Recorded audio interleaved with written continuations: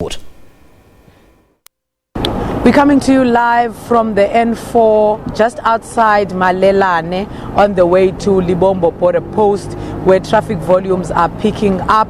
We have the Deputy Minister of Transport, Chikunga, with us just to tell us why is she here and how has it been this morning. Mama, good morning and welcome. Just how has it been on the road?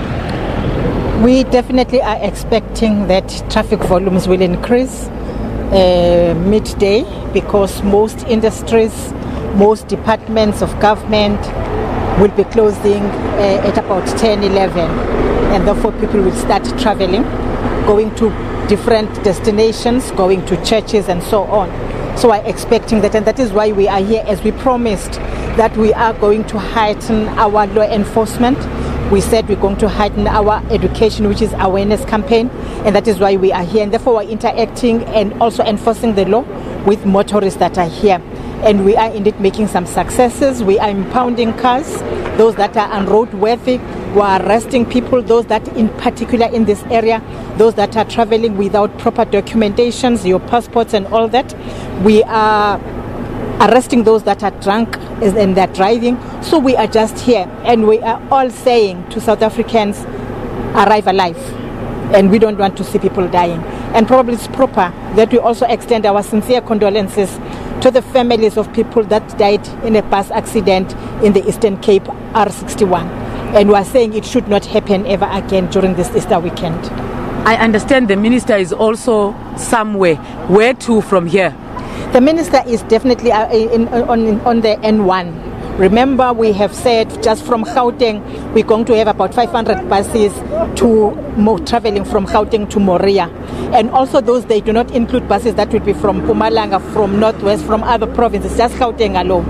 And therefore, we have identified N1 as one of the most hazardous roads for the Easters because of that traveling. And we are saying to our motorists, please be patient. Know that there will be so many buses on that road, and do not speed and do not be impatient with them. But we also have requested the drivers to say, if possible, they should not leave at the same time, one, but two, they must keep left so that they allow smaller cars to overtake on the right side. And that will assist us a great deal. But we are here again to give support to our staff, who I believe it's proper that we thank them. Because remember, these people that are here working during this long weekend are fathers, mothers, their sisters and brothers. They have families, they would wish to be with them, but they have opted to be on the road so as to ensure that South Africans are safe. We call on South Africans to therefore cooperate with them, to respect them, and to abide by the rules of the road. If we do that, we're going to save lives. We have said as the Department of Transport, we want to reduce these fatalities and crashes by 10%, which, strictly speaking, will mean 234. The question is, who is this 1% 234 people who must die on the road? And if we don't want to die, it's easy.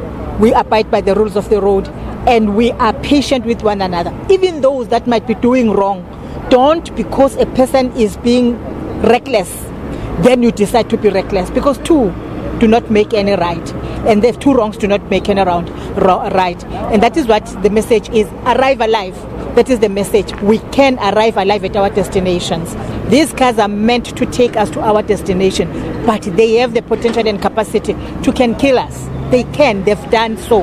Doesn't matter what the model of the car and type of the car it is, it can actually kill a person.